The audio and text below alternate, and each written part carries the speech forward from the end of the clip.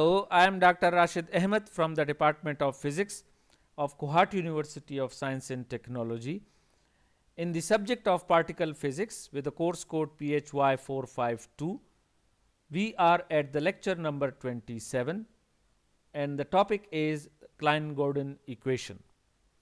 As you know that in the previous century, in the beginning of that century, we had two important pillars of physics developing.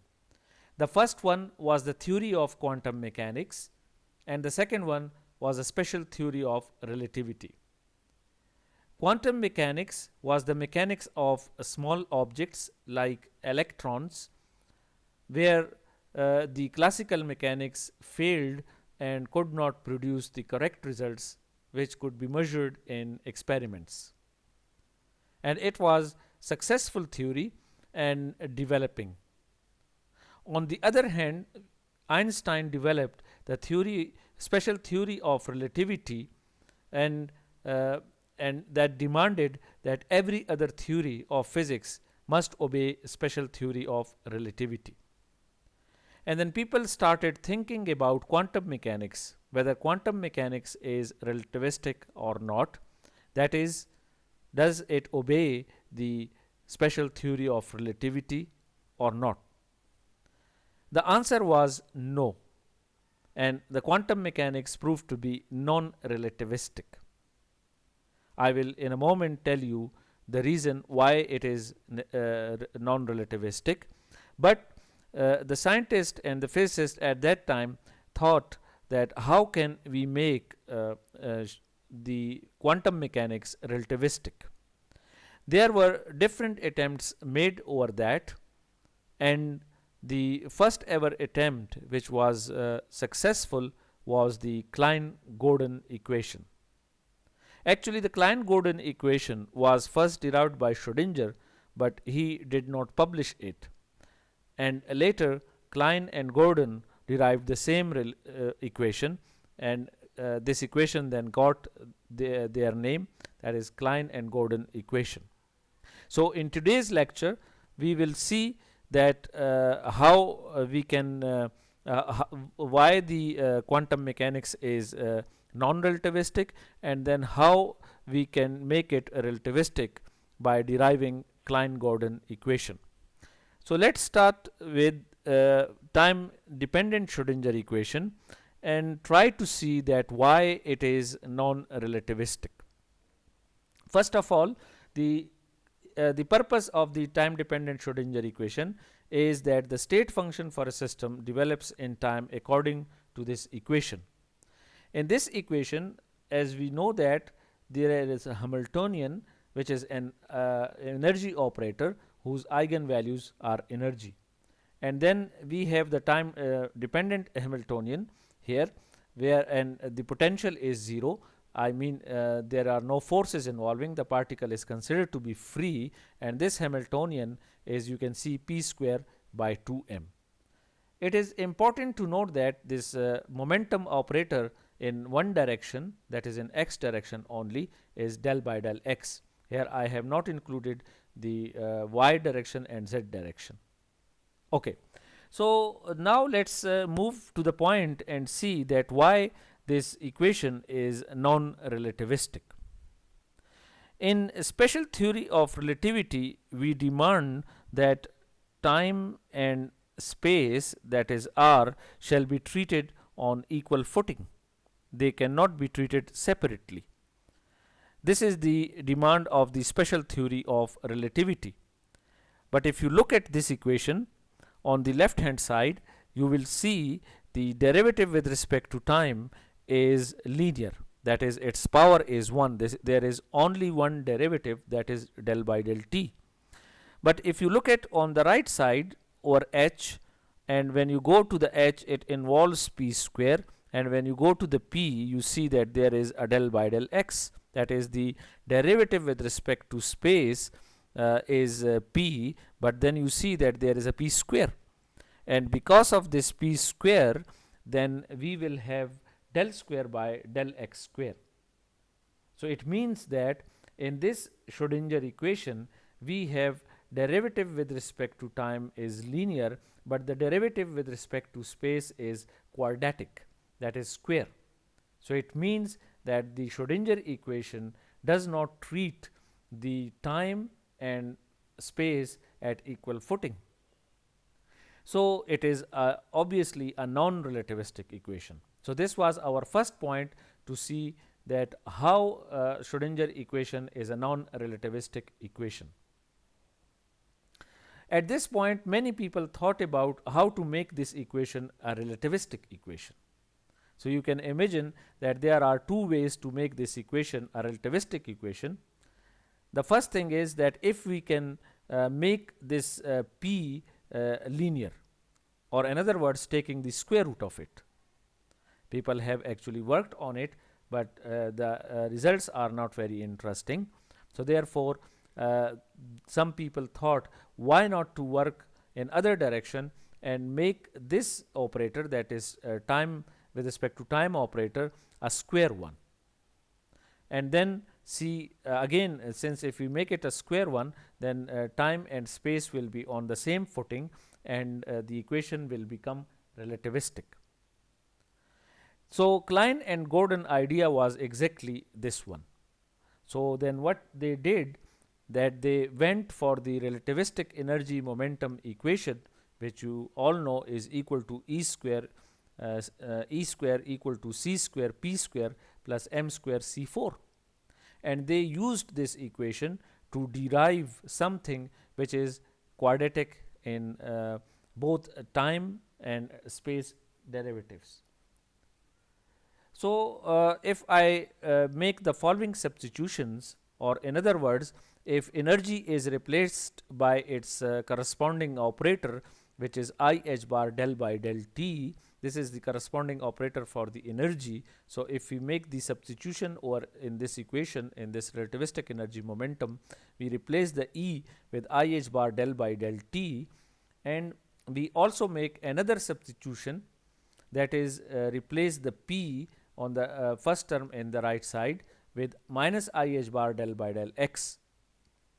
So you can see from this equation already that since both the terms coming with a square, so they will produce the square of this operator, that is operator with respect to time, and will also produce the square with respect to space.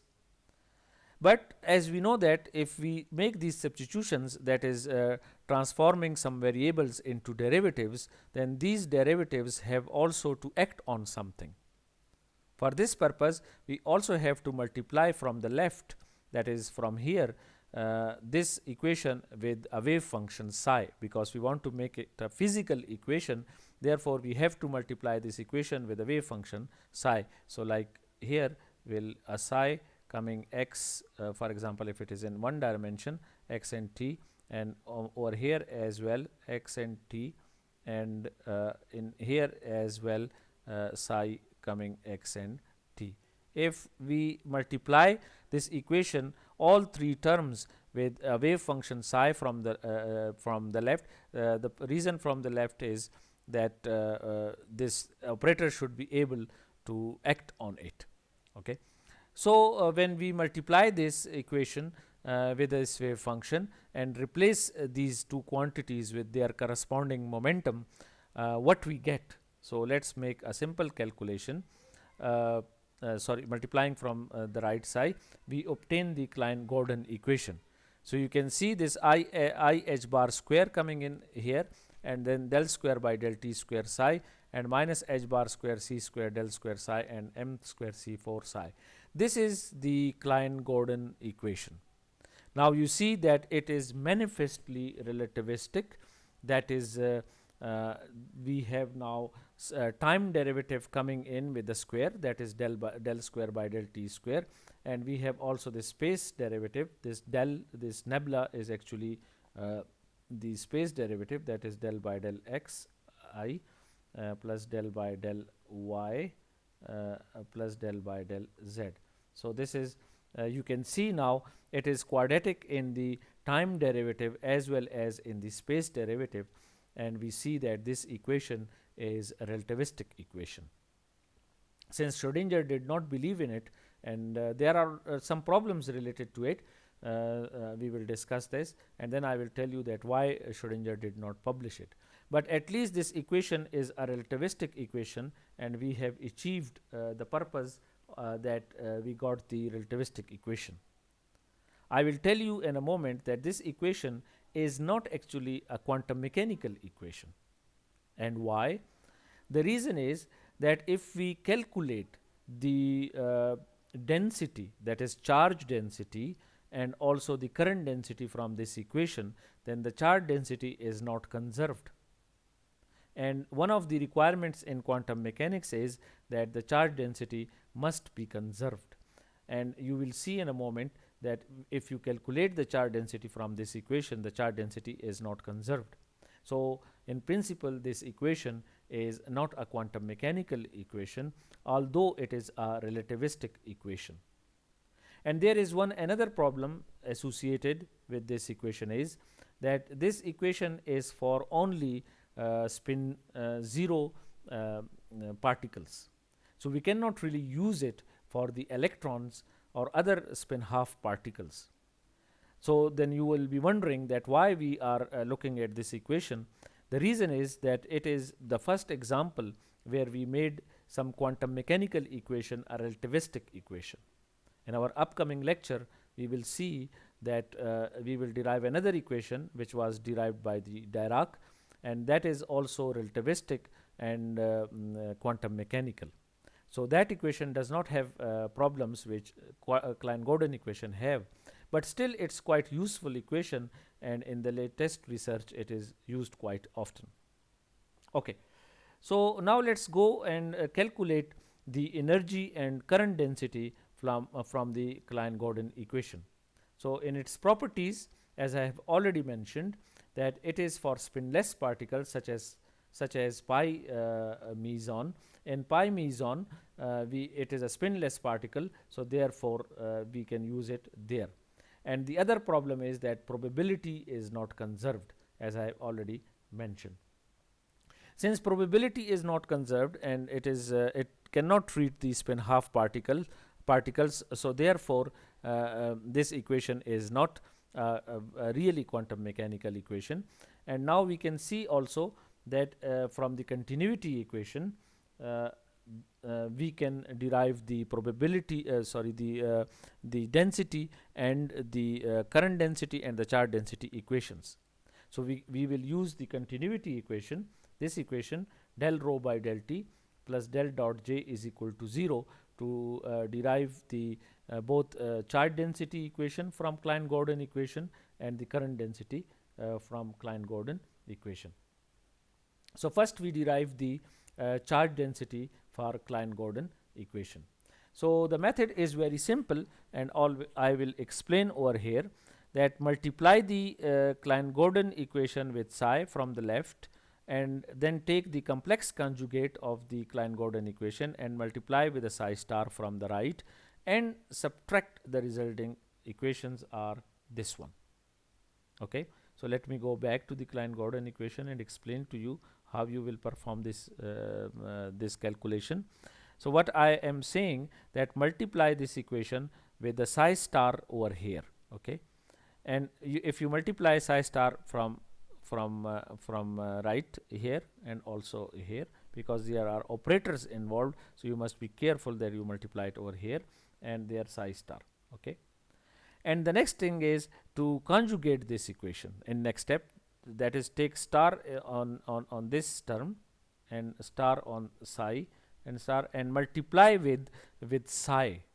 Now you will get two equations which will have psi star psi and psi psi star, and with this you have two sets of equations, and if you subtract them, then you will have these terms get cancelled, this because these are just the constant terms, so another will have minus sign, so psi star psi and minus psi psi star, this term will go away, and this term will give you the charge density, and this term will give you the current density.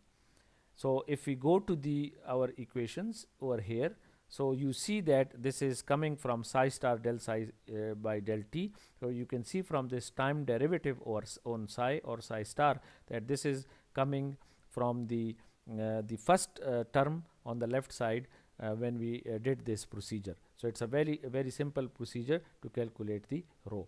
And from here you see that it is not positive definite, that what's if that this first term is less than the second term, then we will not get the rho which is positive definite, and that's why we say that the Klein-Gordon equation is not conserving the charge density, or another if you treat it as a probability density, then because probability density is a psi mod square, and psi mod square is not coming over here, so it is in some sense not conserving the probability density.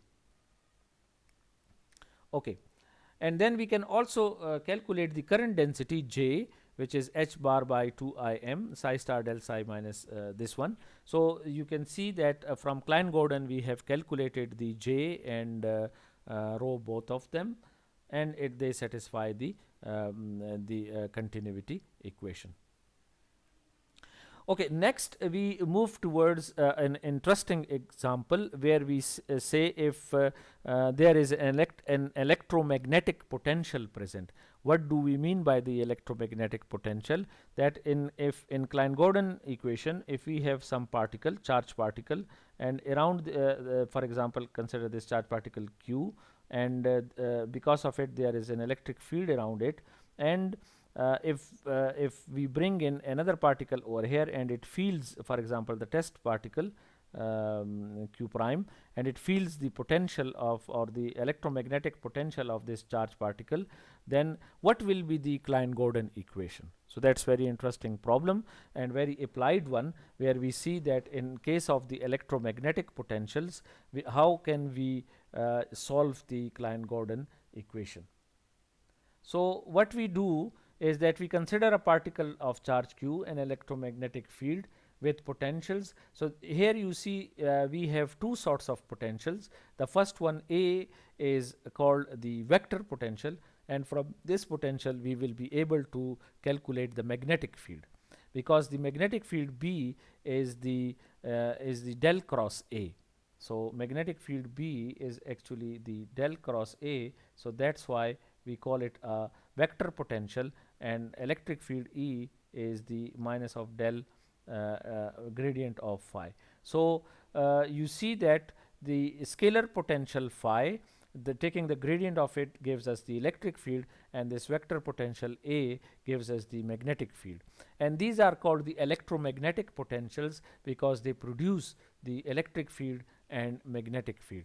So consider that there are some electromagnetic potentials already present, electromagnetic field with these potentials already present, and we have a charge particle Q, so in that field. So what happens that if we generalize the energy and momentum operators, remember that we had the energy operator including this first term only, but now in this case we have generalized it and we have added this E phi term over here, where this phi is actually this electromagnetic scalar potential, which is giving rise to electric field. So now in this generalized setting, the electric field is replaced with this one.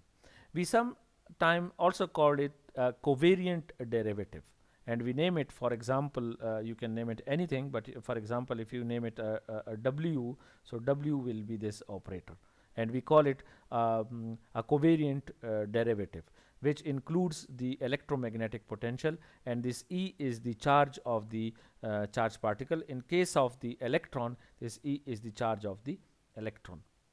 And then we can also generalize our momentum operator, and it was minus I h bar del by del x, but now we have added this EA over here to make it a covariant derivative, or to generalize it, and maybe you can call it capital P, or you can just rename it. So this these two operators in the presence of electromagnetic potentials have been generalized to include the scalar potential is included in the energy operator, and the vector potential is included in the momentum operator. And now if we plug in these again back into the, you remember our energy over here, if we go to the very beginning, when we in this equation E square is equal to c square p square plus m square c4, which was our relativistic energy momentum equation. If we put back or substitute back the generalized or the covariant derivatives in here, you will see that the terms from electric potential and the scalar potential and magnetic potential A will come here, and we will get a different equation. So let's go towards it and see this different equation. So you see that this new equation is again I h bar square del square by del having a square of the derivative term, and then it has a minus h bar square c square del square psi and m square c square 4 term with these generalized derivatives, and it also give rise to this generalized equation. So this previous normal equation, normal Klein-Gordon equation, the standard or usual Klein-Gordon equation is now generalized to the generalized Klein-Gordon equation. We get that equation. So you see this square of time derivative term is already there. This del square is already there. M square c4 psi term is already there. But we got two new terms. Here is this E phi 2I h bar E phi term and E square phi term.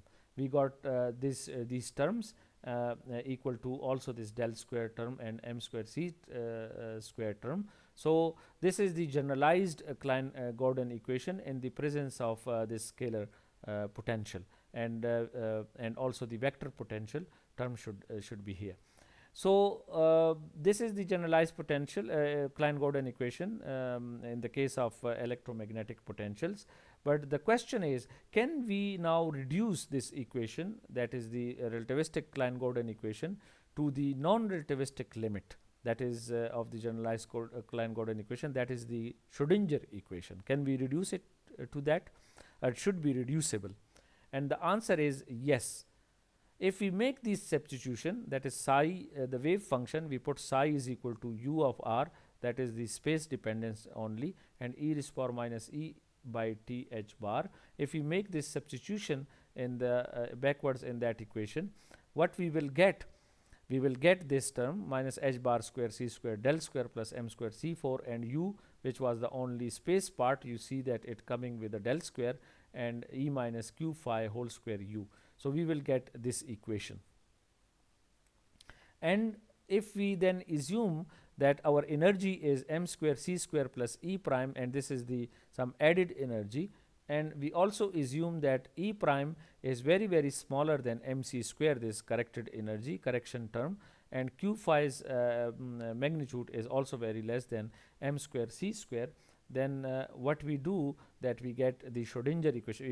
If we do these assumptions and put backwards in that equation, you get this usual non-relativistic limit of the Klein-Gordon equation, which is a Schrodinger equation.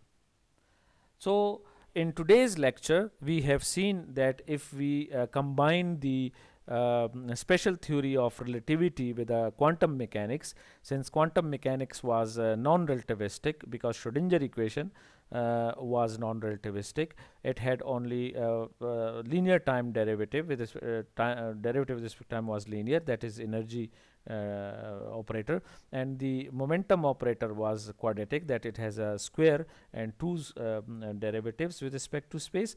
So because of this, the Schrodinger equation was not relativistic. But when Klein and Gordon replaced and made the square of the time derivative, they got an equation which we call the Klein-Gordon equation. So it was the advantage that it is a relativistic equation, but disadvantage is that it does not conserve probability on the first place, and on the second place it is only for the spinless particles, those particles which don't have a spin. So it cannot describe spin half particles like electron. And then what we did is that we also checked this equation in the presence of electromagnetic potentials by generalizing the derivatives, energy and momentum derivatives, and making them covariant. And then we have also checked that this Klein-Gordon equation is reducible to the non-relativistic limit to the usual Schrodinger equation.